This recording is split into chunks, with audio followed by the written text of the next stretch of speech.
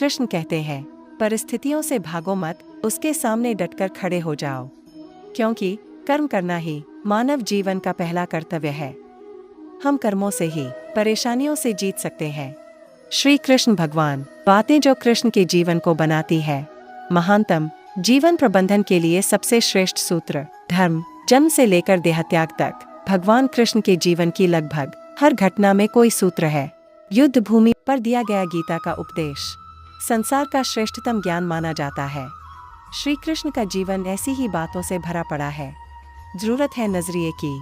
आपका पूरा जीवन बदल कर रख देने वाला ज्ञान भी। यह हमें तय करना है कि हम उनके जीवन से लेना क्या चाहते हैं। श्री कृष्ण मात्र कथाओं में पढ़े या सुने जाने वाले पात्र नहीं, वह चरित्र और व्यवहार में उतारे जाने वाले देव हैं। वह हमें सीख देते हैं कि अगर आप दिमाग को शांत और मन को स्थिर रखने की कोशिश करें तो सबसे बुरी परिस्थितियों में भी अपने लिए कुछ बहुत बेहतरीन निकाल पाएंगे। यही सिखाते हैं कृष्ण। गीता पढ़ने से पहले अगर इसी बात को समझ लिया जाए तो गीता पढ़ना सफल हुआ मानो। शुरू से अंत तक जीवन संघर्ष ही है। कारागृह में जन्मे कृष्ण पैदा होते ही रात में यमुना पार कर गोकुल ले जाया गया। तीसरे दिन पुतना मारने आ गई। यहाँ से शुरू हुआ संघर्ष देह त्यागने से पहले द्वारिका डुबोने तक रहा। कृष्ण का जीवन कहता है, आप कोई भी हो, संसार में आए हैं तो संघर्ष हमेशा रहेगा। मानव जीवन में आकर परमात्मा भी सांसारिक चुनौतियों से बच नहीं सकता। कृष्ण ने कभी किसी बात की शिकायत नहीं की, हर परिस्थिति को जिया और जीता।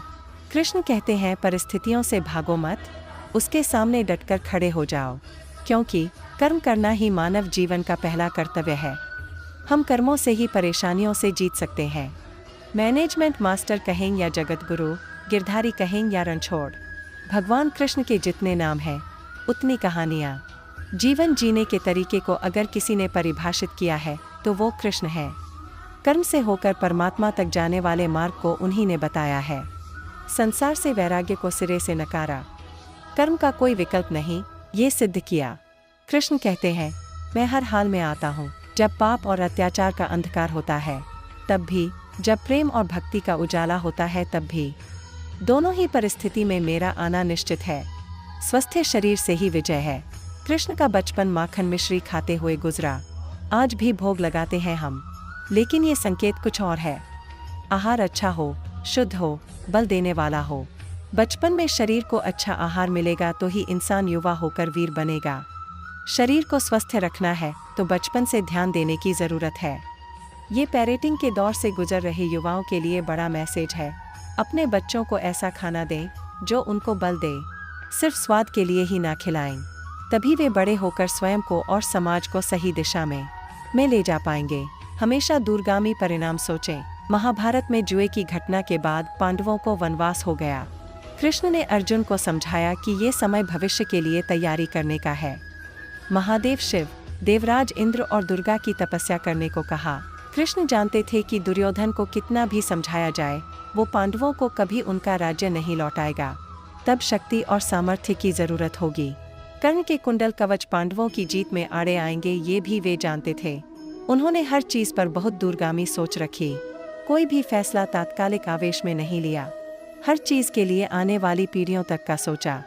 यही सोच समाज का निर्माण करती है। गीता में बताई गई है बुद्धिमान व्यक्ति की पहचान, जाने श्री कृष्ण के अनमोल वचन। गीता में जीवन के अर्थ को बहुत अच्छे तरीके से समझाया गया है। गीता में बुद्धिमान व्यक्ति की पहचान बताई गई है।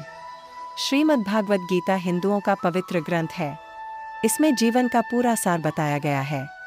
गीता में भगवान कृष्ण के उन उपदेशों का वर्णन है जो उन्होंने महाभारत युद्ध के दौरान अर्जुन को दिए थे। गीता में दिए उपदेश आज भी उतने ही प्रासंगिक हैं और मनुष्य को जीवन जीने की सही राह दिखाते हैं। इसमें ग्रंथ भगवान श्री कृष्ण द्वारा अर्जुन को दिए गए उपदेशों की पूरी श्रृंखला है। इसमें जीवन के अर्थ को विस्तारपूर्वक बहुत खूबसूरत तरीके से समझाया गया है। गीता में श्री कृष्ण ने बुद्धिमान व्यक्ति की पहचान बताई है। इसके अनुसार सबसे समझदार और स्थिर बुद्धि वाला व्यक्ति वही है जो सफलता मिलने पर अहंकार में नहीं आता और विफलता मिलने पर गम में नहीं डूब जाता। गीता में श्री कृष्ण कहते हैं कि समय कभी एक जैसा नहीं रहता। जो दूसरों को बेवजह रुलाते हैं उन्हें भी रोना पड़ता है। जो दूसरों को दुख देते हैं आगे चलकर उन्हें भी दुख भोगना पड़ता है। गीता के अनुसार सिर्फ दिखावे के लिए अच्छा मत बनो, वो परमात्मा आपको बाहर से नहीं बल्कि भीतर से भी जानता है। इसलिए कोई भी बदलाव पूरी तरह से स्वयं के लिए होना चाहिए। आप खुश हैं या दुखी, यह दोनों आपके विचारों पर निर्भर है। अगर आप प्रसन्न रहना चाहते हैं तो आप हर हाल में प्रसन्न ही रहेंगे। अगर आप अपने मन में बार बार नकारात्मक विचार लाएंगे तो आप दुखी ही होंगे। विचार ही हर व्यक्ति का शत्रु और मित्र होता है। श्री कृष्ण कहते हैं, किसी के साथ चलने से ना तो कोई खुशी मिलती है और ना ही लक्ष्य। इसलिए मनुष्य को सदैव अपने कर्मों पर विश्वास करते हुए अकेले चलते रहना चाहिए। श्रीमद् भागवत गीता में भगवान कृष्ण के उन उपदेशों का वर्णन है जो उन्होंने महाभारत युद्ध के दौरान अर्जुन को दिया था। गीता में दिए उपदेश आज भी उतने ही प्रासंगिक हैं और मनुष्य को जीवन जीने की सही राह दिखाते हैं। मन पर नियंत्रण रखना है जरूरी। गीता में लिखा है कि अज्ञानी लोग हर चीज को गलत नजरिए से ही देखते हैं। ज्ञान नहीं होने की वजह से वो लोग सही और गलत में भेद नहीं कर पाते हैं और हर चीज का गलत मतलब ही निकालते हैं।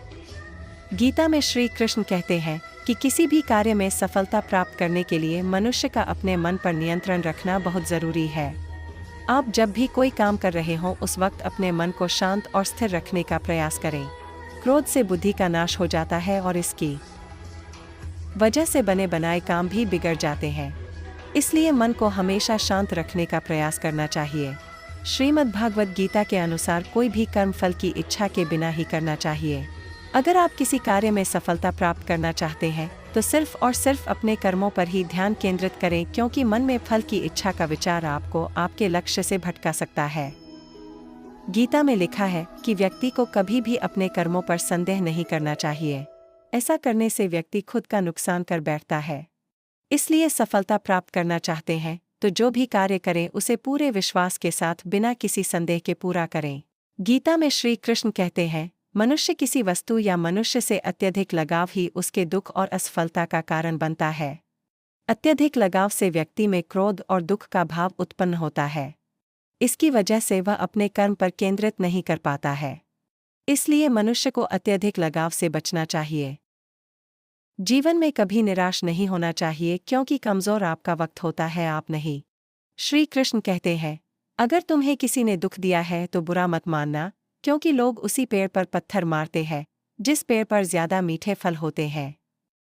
श्री कृष्ण कहते हैं, जो मन को नियंत्रित नहीं करते, मन उन्हें नियंत्रित कर लेता है और उनके लिए वह शत्रु के समान कार्य करता है। जिस इंसान के चारों तरफ नकारात्मक लोग रहते हैं, उस इंसान का मंजिल से भटक जाना तय है। राधा ने श्री कृष्ण से पूछा, प्यार का असली मतलब क्या होता है? श्री कृष्ण ने हंसकर कहा, जहां मतलब होता है वहां प्यार ही कहा होता है। अच्छे कर्म करने के बावजूद भी लोग केवल आपकी बुराइयां ही याद रखेंगे, इसलिए लोग क्या कहते हैं इस पर ध्यान मत दो, तुम अपना काम करते रहो।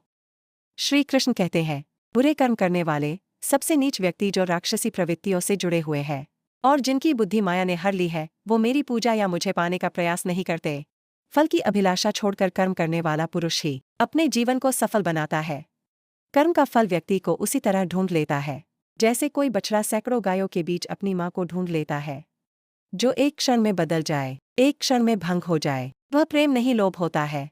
भगवान श्री कृष्ण जी कहते हैं कि हमें किसी से भी अंधा प्यार नहीं करना चाहिए। हमारा किसी के प्रति अंधा प्यार हमें कभी भी आगे बढ़ने नहीं देता। अधिक प्रेम भी व्यक्ति को बुद्धिहीन कर देता है। सुख दुख का आना जाना सर्दी गर्मी के आने जाने के जैसा ही है, इसलिए इन्हें सहन करना सीखना ही उचित है।